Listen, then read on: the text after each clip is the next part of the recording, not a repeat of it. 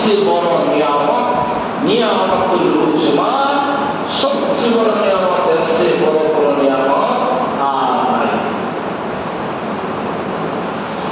নবীর সাহাবী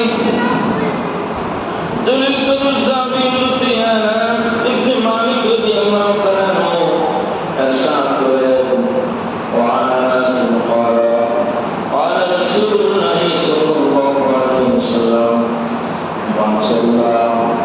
من صلى عليها صلاة واحدة صلى الله عليه عشر صلوات আল্লাহ নবী রাহমাতুল্লাহ আলাইহি সাহাবী বলেন, যে ব্যক্তি নবীর উপর একবার দরুদ শরীফ পড়বে আল্লাহ রাব্বুল আলামিন তার উপর 10টা রহমত নাযিল করবেন। কোন মুমিন বান্দা বান্দি পুরুষ হোক মহিলা হোক, আল্লাহর কোন উম্মত বান্দা বান্দি যদি নবীজি ইরশাদ করেছেন একবার বাংলিও একবার যদি দরুদ শরীফ পড়ে আমি আল্লাহ তার জন্য 10টা রহমত তার উপর নাযিল করে দেন। সুবহানাল্লাহ। একবার দরুদ পড়লে 10 রহমত নাযিল হয়। গজব পরিবার রহমত এখানে আছে, এখানে আর গজব থাকতে পারে না। যেখানে রহমত নাই ওই জায়গাতেই গজব নাযিল হয়। এরপরে বলেন ওয়াসালাতিন ওয়াফুদ্দাতান হুয়াসা খাতিয়াতিন, একবার দরুদ পড়লে 10টা রহমত নাযিল হবে। নবীজি বলেছেন এই শুধু শেষ না, সঙ্গে সঙ্গে তার আমল থেকে 10টা গুনাহ তার আমল থেকে কেটে দাও, সাথে সাথে 10টা গুনাহ কাটতে দাও, মুছে ফেলা হয় একবার দরুদ পড়ার কারণে। এরপরে আরো রুফিয়াত লাহু আশরু দারাজাত, এবং তার সম্মান মর্যাদা আল্লাহ তাআলা যে পরিমাণ তার মর্যাদা সম্মান মর্যাদা আছে তার চেয়ে আরো 10 গুণ বেশি সম্মান মর্যাদা আল্লাহ তাকে বাড়ায় দেন।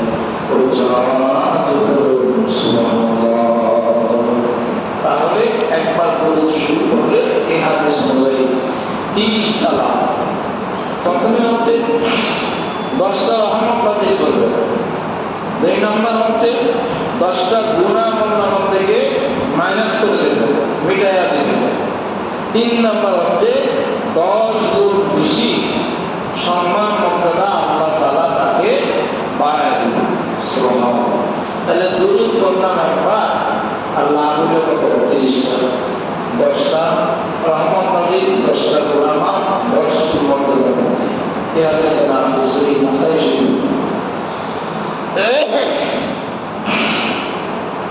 আরেকটা হাদিস শুনুন, নবীজি সাহাবী বলতে আন ইবনে মাসউদ রাদিয়াল্লাহু তাআলা, নবীজি সাহাবী বলতে আব্দুল্লাহ ইবনে মাসউদ রাদিয়াল্লাহু তাআলা বলেন قال رسول الله أولى الناس يوم القيامة أكثرهم عليه الصلاة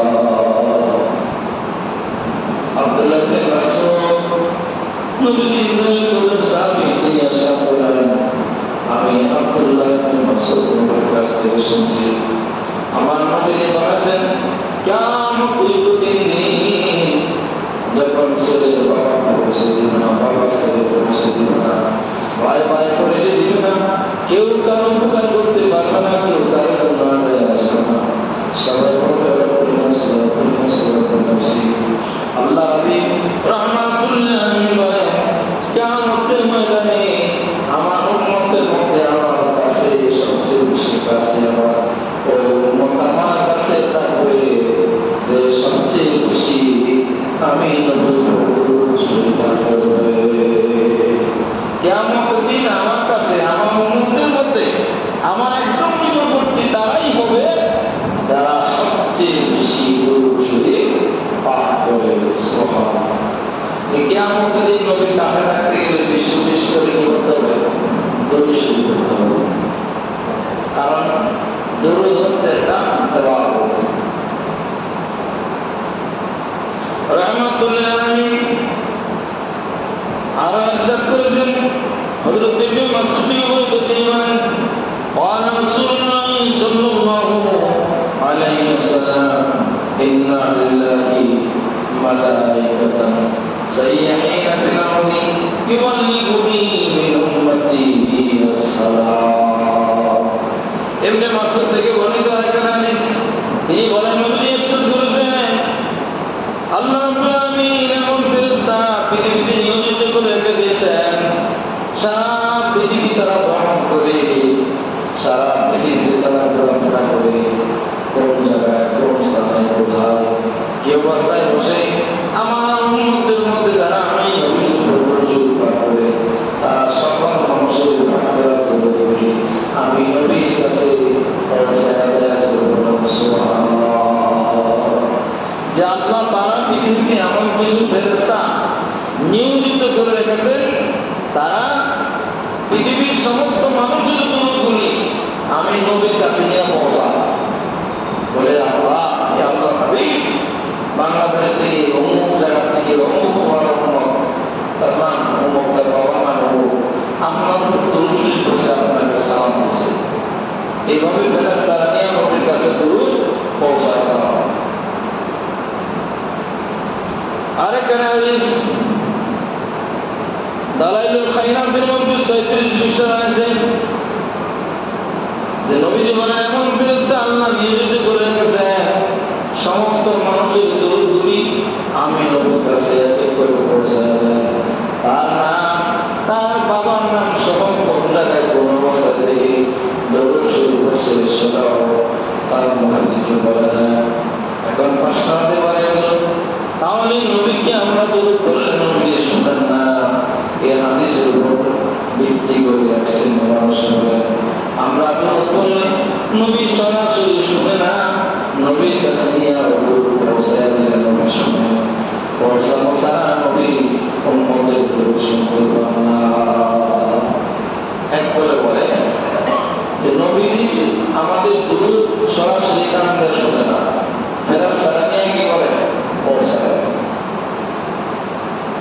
এই হাদিসে কিন্তু এই কথা নাই যে নবীজি উম্মতের দরুদ শুনে না ফেরেশতারা পৌঁছায় এই কথা কিন্তু এই হাদিসে নাই এই হাদিস আছে যে আমার উম্মতের দরুদ ফেরেশতারা এটা আমার কাছে পৌঁছায়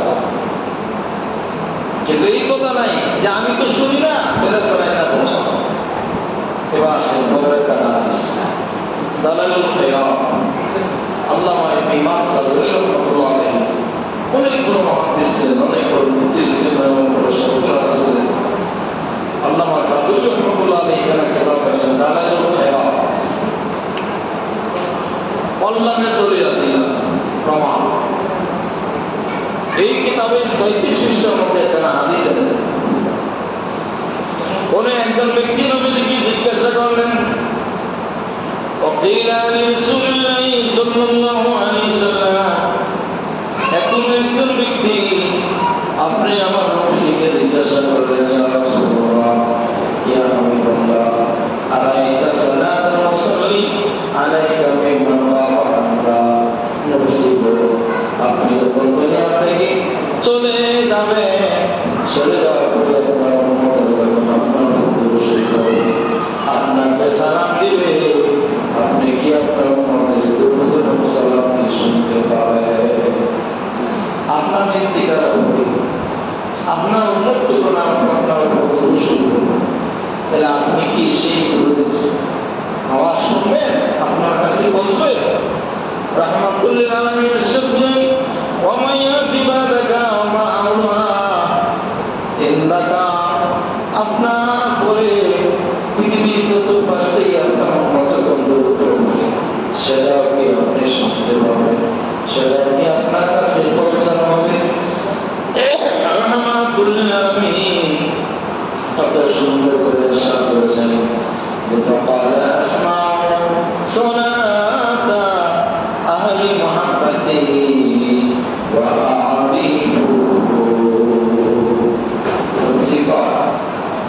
আমার উম্মত যদি আমার অঙ্গীকারের মতো আমার উপর দরুদ পড়ে ফেরেশতাদের পৌঁছানো লাগে না পৌঁছানো তো তাদের দায়িত্ব তাদের ডিউটি তাদের চাকরি ওরা ওরাটা পৌঁছায় কিন্তু আমার কোন যদি ভালোবাসা নেই, মহব্বত নেই,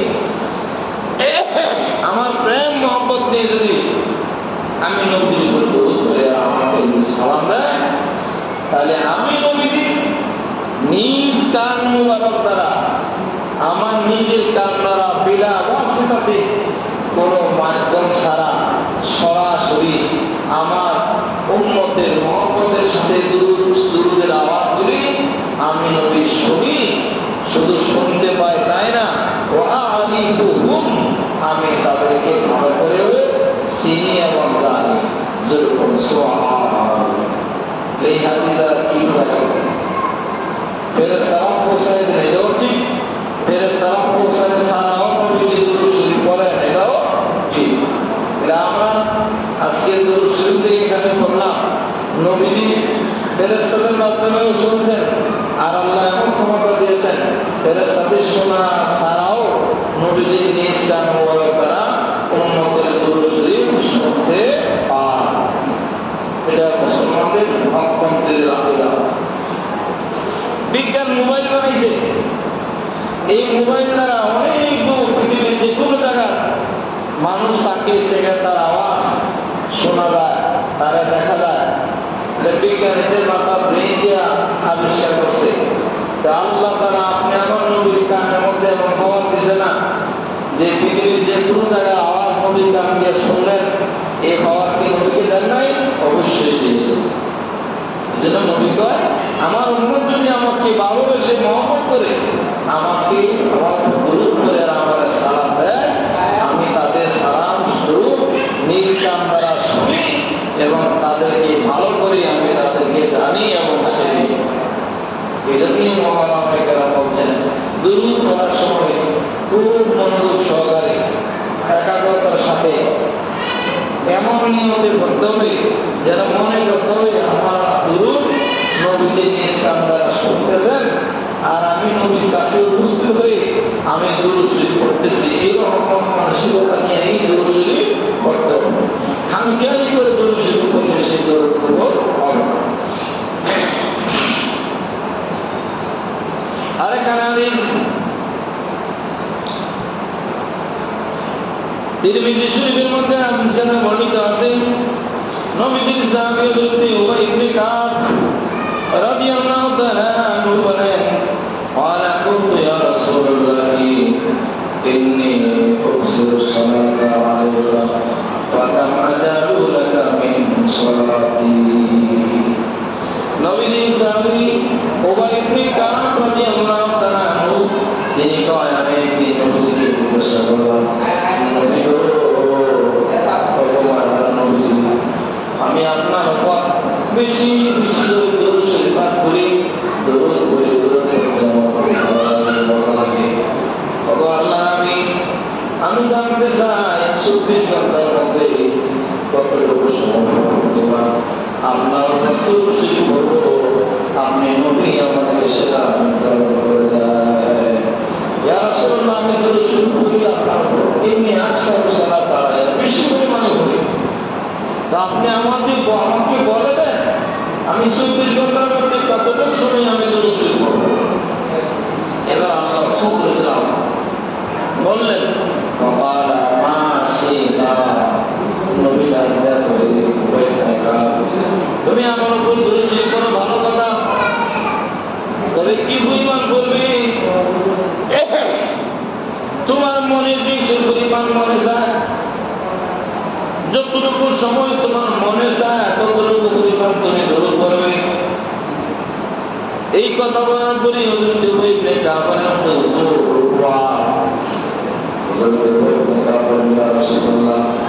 আমি 24 ঘন্টা ধরে 4 ভাগে ভাগ করে আমি 1 ভাগ আপনার উপর দরুদ শরীফ পড়ব, বাকি 3 ভাগ অন্যান্য দোয়া করতে ইত্যাদি আদায় করব। 24টা ঘন্টারে 4 ভাগে ভাগ করছি, 3 ভাগ অন্যান্য ইবাদত বন্দেগী জিকির আজকার, আর 1 ভাগ আপনার উপর দরুদ শরীফ। এই কথা বলার পরে নবীজি বললেন, وقال ما شئت,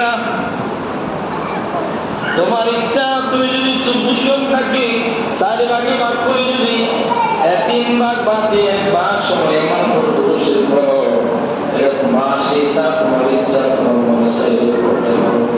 এরপরে নবী লাগতে ফাইন জিদ্দা ফাহুয়া খায়রুল লাকুম, নবী লাগতে কইবে গাবে এসে আর যদি বেশি পরিমাণ সময় নিয়ে যদি দরুদ পড়ো, এটা তোমার জন্য আরো বেশি ভালো। সুবহানাল্লাহ। তিন ভাগ করে 4 ভাগ করে 3 ভাগ অন্যান্য ইবাদত বন্দেগী দিকের আজকার, আর 1 ভাগ আমার উপর দরুদ পড়লে করতে পারো। তো ফাইন জিদ্দা ফাহুয়া খায়রুল লাকা, এর চেয়ে আরো বেশি পরিমাণে আমার উপর দরুদ পড়ো, তোমার জন্য আরো অধিক ভালো হবে, আরো কল্যাণ হবে। জোরে বলুন সুবহানাল্লাহ। এবার উবাই ইবনে কাব বলেন বলতু মিসবা ক্বালা মা শিতা, নবী আমি 24 ঘন্টার সময়কে 2টা ভাগে ভাগ করে একবার অর্ধেক আপনার উপর দরুদ শরীফ পড়ব, আর অর্ধেক অন্যান্য ইবাদত বন্দেগী দোয়া করব, জিজ্ঞাসা করব। এই কথা বলার পরে নবীজি বললেন মা শিতা, তোমার ইচ্ছা তোমার মনে যদি করো। তবে উবাই ইবনে কাব ফাইন জিদ্দা ফাহুয়া খায়রুল লাকা, এর চেয়ে যদি আরো বেশি করতে পারো, এটা তোমার জন্য আরো ভালো হবে। সুবহানাল্লাহ। 24 ঘন্টা দুই ভাগে ভাগ করবো, অর্ধেক আপনার উপর দরুদ, অর্ধেক নবীজি বললেন ফাইন শিতা মা শিতা, তোমার ইচ্ছা, এর চেয়ে যদি আরো বেশি পরিমাণে দরুদ পড়ো, তাহলে তোমার জন্য ফাহুয়া খায়রুল লাকা, এটা তোমার জন্য আরো ভালো হবে। সুবহানাল্লাহ। হযরত উবাই ইবনে কাব তিনি আবার বলেন ফাকুনতু ফাসুলাসাইন, নবী গো আমি, আপনি বলছেন আসছে আরো বেশি পরিমাণে দরুদ পড়লে যদি আমার জন্য আরো ভালো হয়, তাহলে নবী গো আমি আপনাকে সাক্ষী রেখে বলছি, আমি তিনটা ভাগ করেছি আপনার সঙ্গে। 1 ভাগ অন্যান্য দরুদ 4 ভাগ, 3-4 ভাগ করে 3 ভাগ সময়ে আমি শুধু আপনার উপর দরুদ আর সালাম করতে লাগবো। আল্লাহ হাবিব বলেন মা শিতা, তোমার ইচ্ছা, তোমার খুশি, তোমার মর্জি, ফাইন জিদ্দা ফাহুয়া খায়রুল লাকা। এর উপায় দেখা এর চেয়ে আরো বেশি পরিমাণ যদি সময় নিয়ে আমার উপর দরুদ শরীফ পড়ো, এটা তোমার জন্য আরো ভালো হবে। সুবহানাল্লাহ। আরো বেশি যদি পড়ো তোমার জন্য আরো। এবার হযরত উবাই ইবনে কাব ক্বালা قلت أجعلك صلاتي كلها, নবীজির সাহাবী ইবনে কাব বলেন ইয়া রাসূলুল্লাহ, 24 ঘন্টার মধ্যে যে সময় 5 ওয়াক্ত নামাজ পড়তে হয়, ওই সময়টা বাদ দিয়ে যে সময় দরুদ পড়া নিষিদ্ধ, ওই সময়গুলি বাদ দিয়া আমি 24 ঘন্টাই আপনার উপর দরুদ পড়তে পারি। এই কথা বলে রাহমাতুল লিল আলামিন বলেন উবাই ইবনে কাব শোনো, ক্বালা ইযা ইয়াকফি হামুকা ওয়া ইউকাফিরুকা যামবুকা, এই উবাই ইবনে কাব এটাই তোমার গুনাহ মাফের জন্য তোমার জন্য যথেষ্ট, গুনাহ মাফের জন্য এটাই তোমার জন্য যথেষ্ট, গুনাহ মাফের জন্য এটাই তোমার জন্য যথেষ্ট। ওয়া ইয়াকফি হাম্মাকা, আর এটাই তোমার মনের অশান্তি, মনের অশান্তি, মনের যত ধরনের অশান্তি আছে, চিন্তাতে তো আছে, পেরেশানি আছে, তোমার মনে যত পেরেশানি আছে, সমস্ত পেরেশানিগুলি এই দরুদ পড়ার কারণে দূর হয়ে যাবে, আর তোমার গুনাহগুলি মাফ হয়ে যাবে। আমার নবীজি বলে দিলেন, অর্থাৎ 24 ঘন্টার মধ্যে 24 ঘন্টায় যে সময় নামাজ পড়া, দরুদ শরীফ পড়া নিষিদ্ধ, ওই সময়গুলি বাদ দেয়া বাকি সময়গুলি দরুদ পড়লে আমার নবী দরুদ পড়ার অনুমতি দিয়েছেন। সুবহানাল্লাহ। তাহলে দরুদ শরীফ পড়ার মতো এত বড় ইবাদত আর নাই, কারণ দরুদের সমস্ত ইবাদত কবুল না হইয়া পারে, কিন্তু দরুদের ইবাদত কবুল না হয়ে পারে না। পেয়ারা হাজির, আল্লাহ রাব্বুল আলামিন আমাদেরকে নবীদের উপর বেশি বেশি করে দুরূদ শরীফ পড়ার তৌফিক দান করেন। সবাই বলেন আমিন। আর একটা কথা না বললে নয় যে গত 27 তারিখ আমাদের একজন ইমাম খতিব, অনেক বড় একজন আলেম, আল্লামা রহিসউদ্দিন রহমতুল্লাহ আলাইহি এক শ্রেণী কুচক্রী মহল যারা ইসলামের নাম লেবাস ব্যবহার করে ইসলামকে ধ্বংস করার জন্য মাঠে নেমেছে, ইহুদি নাসারাদের দেখাকে যারা ইসলামকে অপব্যাখ্যা করে মুসলমানদের ঈমান আমলকে নষ্ট করে, এমন শ্রেণীর কিছু মানুষ মসজিদের ইমাম সাহেবকে একটা বাজে মিথ্যা একটা তহমত দিয়ে, বলৎকারের তহমত দিয়ে ওনাদের বেদরূপ মারধর করে রক্তাক্ত করে ওনাকে মেরে ফেলেছে। আমরা এর তীব্র নিন্দা জানাই, আমরা এটাকে ঘৃণা করি। অচিরেই সেই সমস্ত খুনিদেরকে আইনের আওতায় এনে সুষ্ঠু বিচার করার জন্য সরকারের কাছে আমরা আকুল আবেদন জানাচ্ছি, যাতে এই সমস্ত শয়তানগর খুনিরা যাতে মানুষকে হত্যা করে পার পেয়ে যেতে না যায়। সে যদি পার পেয়ে যদি যায়, এরকম দেশের মধ্যে আরো খুনতারা বেশি হবে। দৃষ্টান্তমূলক যদি শাস্তি দেওয়া হয়, তাহলে এই কাজ করার সাহস আর করবে না। আমি মনে করলাম সে এই কাজ করছেই, যে করে থাকলে তো তোমার শাস্তি, তুমি তো মারার কথা না, দেশে তো আইন আছে, বিচার আছে, সেই বিচারককে বিচার করবে। কিন্তু নিজের হাতে আইন তুলে নেওয়া, এটা তো আর একটা অপরাধ। 2 মাস আগে তার নিয়োগ হয়েছে, 2 মাস আগে নিয়োগ হয়েছে, আর 2 মাস আগে বলৎকার করছে। তার ঘরের মধ্যে ইদানিং দেখা যায় মানে ইনকোয়ারি হয়েছে, হওয়ার পরে কিছু আলামত পাইছে। কি আলামত? কন্ডম পাইছে, কন্ডম পাইছে। তার মানে কন্ডম দিয়ে সে বলৎকার করে, মানে বোঝা যায় যে পুরুষের সাথে বলৎকার করলে তার বাচ্চা হওয়ার সম্ভাবনা আছে, এলাকে কন্ডম নিয়ে ওর বলৎকার করে। এই সমস্ত মিথ্যা কথা বলে, এই সমস্ত সাজানো নাটক করে সত্যকে কোনোদিন দেখে রাখা যায় না। অচিরেই এর বিচার হবে ইনশাআল্লাহ। আল্লাহ পাক আমাদের সবাইকে এই জালিম বেঈমান মুনাফিকদের হাত থেকে হেফাজত দান করেন। আমিন। ওয়া আখিরু দাওয়ানা আলহামদুলিল্লাহি রাব্বিল আলামিন। সবাই সালাম।